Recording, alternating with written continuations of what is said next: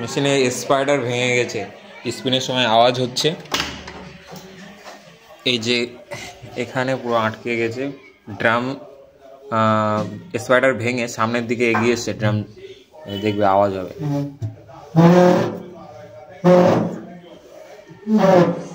আচ্ছা, এবারে সার্ভিসিং করাতে হবে। মেশিনের ভিতরে প্রচণ্ড আয়রন আছে,